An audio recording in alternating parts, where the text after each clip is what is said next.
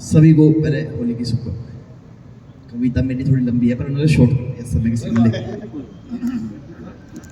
मैं स्वयं सेवक केशव शाखा का मोहित। ये नया युग क्या हमें सिखलाएगा, बतलाएगा, और मात्र आकर्षण किसी के काम क्या आ पाएगा। त्याग और बलिदान का अभियान भूले जो भूले, दान पुरखों का कभी हमसे न भूला जाए। बहुत सुंदर। और तुम नवेली पीढ़ियों के सारथी हो जाओगे, थाल पूजा के बनोगे, आरती हो जाओगे, और देश के इतिहास का यानी अंश भर जानोगे तुम। बस उसी क्षण आप सच्चे भारतीय हो जाओ। बहुत सुंदर, बहुत सुंदर। ये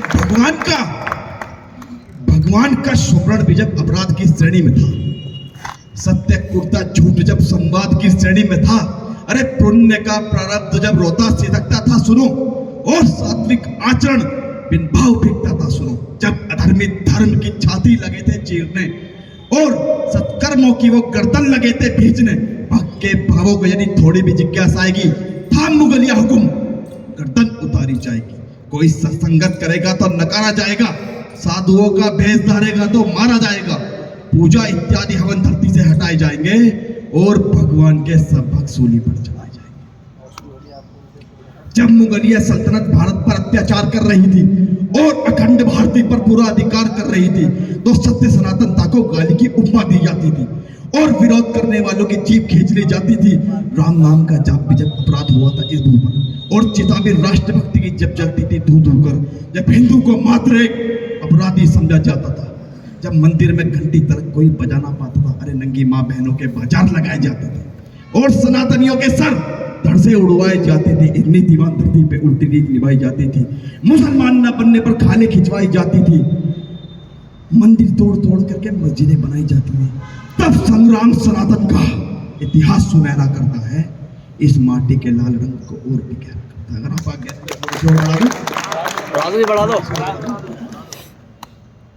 अजी लोग सुनना चाहते हैं प्रेम के परड़े मिलन को, लोग सुनना चाहते हैं प्रेमियों के आकलन को, लोग सुनना चाहते हैं किस्सा परी का महजबी का, लोग सुनना चाहते हैं चुटकुला कोई हंसी का, लोग सुनना चाहते हैं व्यर्थ के उन्माद को, लोग सुनना चाहते हैं दो वर्ष के अनुवाद को।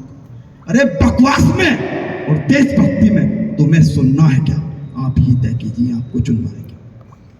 बहुत सुंदर। अरे जानते हो, एक युग तक झेल के संताप को रक्त अपना क्रांतिकारी दे गए हैं आपको। यदि चाहते वो कि अपनी जिंदगी सुख में जिए तो होटलों में मौज काटे, शाम को मदरा पिए, तो वह दुश्मन से मिलाते हाथ जीते शान से। अभी भी कितने मिला रहे हैं पता नहीं। जिंदगी राजाओं सी होती ना जाते जान से, किंतु वो लड़ते रहे बस आपके मेरे लिए। लोग पागल थे जिन्होंने मौत से फेरे लिए, और बड़ी कीमत चुकाकर आज का भारत बना। कष्ट जो हमको मिले उनको मिले हैं 100 गुना। दम्भ से कहते हो कि भारत की माटी उर्वरा, क्या मिला है इसमें इसकी कल्पना करिए जरा।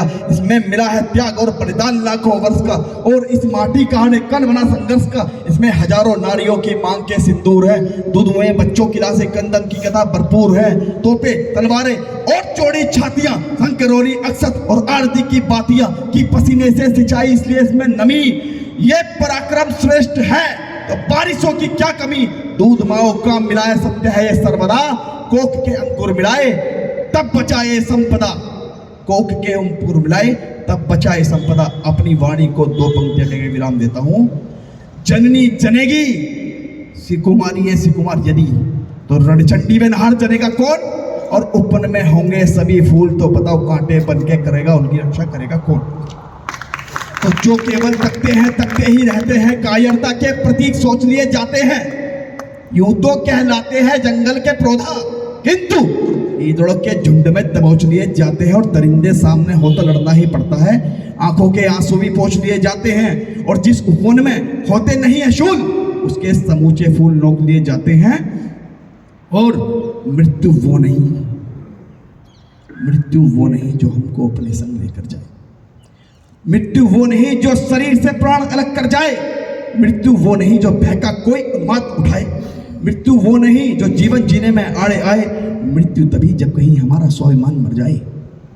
मृत्यु तभी जब कहीं हमारा स्वाभिमान मर जाए। और मृत्यु तभी जब हम विपरीत परिस्थिति से डर जाएं, क्षमा मगर कहता हूं कौन मृत्यु होती है। अरे शत्रु अगर ललकारे तो फिर मौन मृत्यु होती है। और योद्धा की तलवार जब समर में चमत्कार करती है तो मौत खड़ी होकर फिर उसका इंतजार करती है। बहुत सुंदर। होने की